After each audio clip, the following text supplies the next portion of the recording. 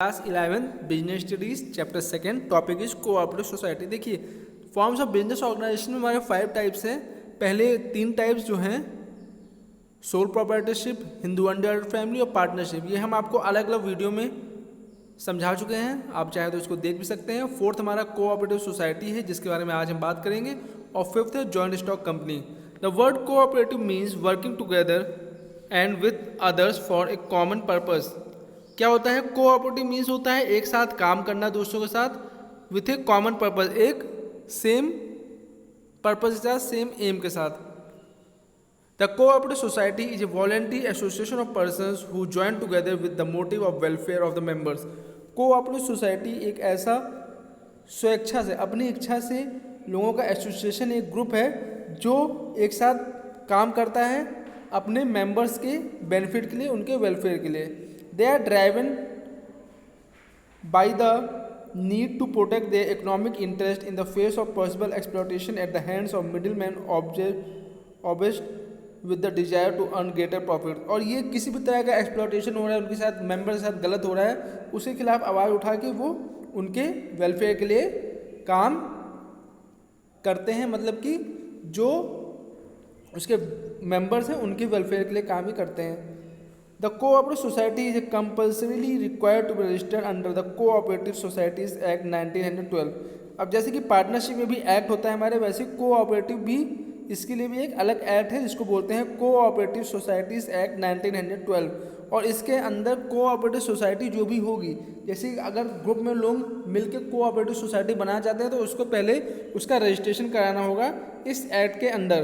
The process of setting up A cooperative society is simple enough and at the most what is required is the consent of at least 10 adult persons to form a society।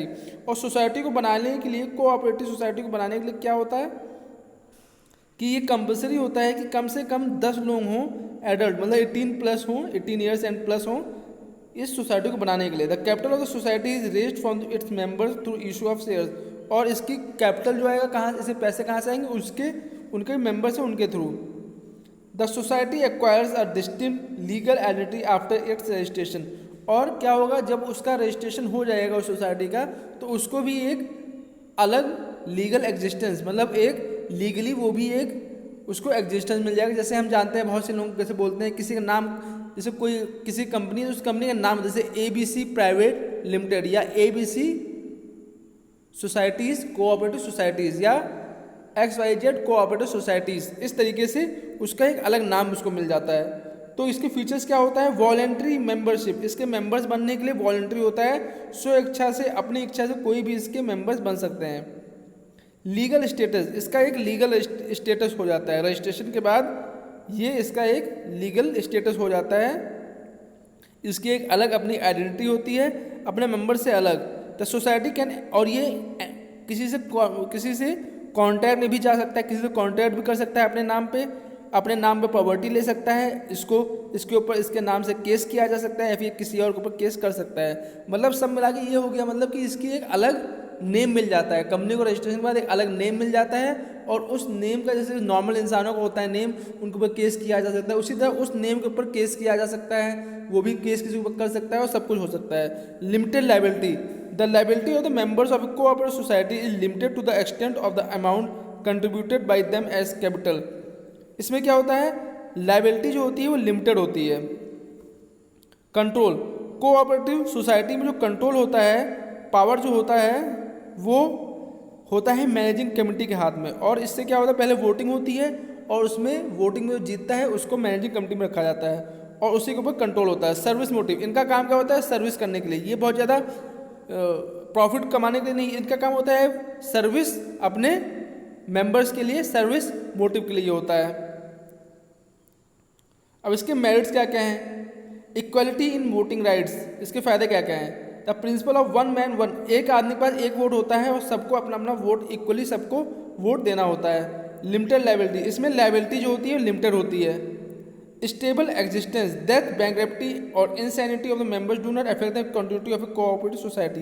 क्या होता है? अगर इसका कोई member की death हो जाए या कोई चीज़ हो जाए, कोई प्रॉब्लम हो जाए, तब भी इसके कोऑपरेटिव सोसाइटी के एग्जिस्टेंस पे कोई इफेक्ट नहीं पड़ेगा।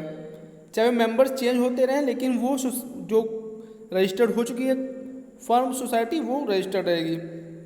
सपोर्ट फ्रॉम गवर्नमेंट, बहुत सारे क्या होता है, कभी क्या होता है क्योंकि सर्विस मोटिव के लिए होता है, इसके लिए इनको गवर्नमेंट से बहुत सारी मदद मिलती है, जैसे सपोर्ट मिलता है, जैसे टैक्सेस में रिबेट मिल जाता है, कभी कभी सब्सिडी मिल जाती है, इंटरेस्ट रेट जो उन्होंने लोन ले लिया है, कोऑपरेटिव सोसाइटी जो लोन लेती हैं उनका इंटरेस्ट रेट कम रखा गया, इस तरीके से बहुत सारी गवर्नमेंट की पॉलिसीज़ में इनको फ़ायदा मिलता है। ईज ऑफ फॉर्मेशन, बहुत ही ईजी होता है इसको फॉर्म करने के लिए कोऑपरेटिव सोसाइटी, मिनिमम 10 मेंबर्स चाहिए होते हैं